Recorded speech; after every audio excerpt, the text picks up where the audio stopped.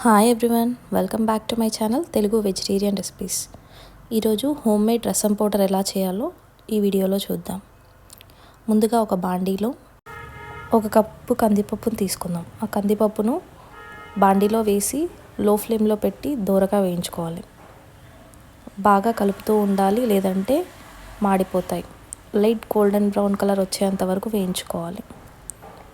కందిపప్పు 50% వేగాక అందులోనే 2 టేబుల్ స్పూన్స్ రైస్ కూడా వేసి గోల్డెన్ బ్రౌన్ కలర్ వచ్చే వరకు వేయించుకొని ఒక ప్లేట్లో తీసుకొని చల్లారబెట్టుకోవాలి. అదే బాండీలో 1/2 కప్ ధనియాలను కూడా తీసుకొని వాటిని కూడా డ్రై రోస్ట్ చేసుకొని ప్లేట్లో తీసుకొని చల్లారబెట్టుకోండి.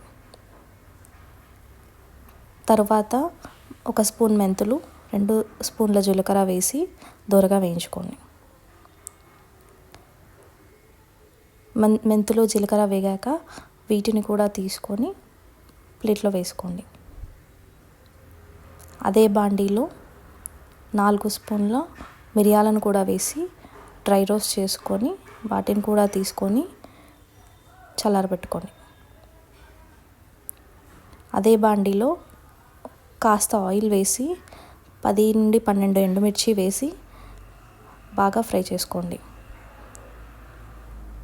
ఎండుమిర్చి మాడిపోకుండా కలుపుతూ ఫ్రై చేసుకోండి. ఎండుమిర్చి కూడా బాగా ఫ్రై అయ్యాక వీటిని కూడా తీసుకొని ప్లేట్లో వేసుకొని చల్లారబెట్టుకోండి. అదే బాండీలో కాస్త నూనె అలాగే ఉంటుంది కదా, దాంట్లోనే కరివేపాకు కూడా వేసుకొని ఫ్రై చేసుకొని ఇవన్నీ ప్లేట్లో తీసుకొని బాగా చల్లారనివ్వండి. ఇవన్నీ చల్లారాక మిక్సర్ గ్రైండర్లో వేసి కాస్త పసుపు, 1 స్పూన్ ఉప్పు కూడా వేసి ఫైన్ పౌడర్ లాగా చేసుకోండి.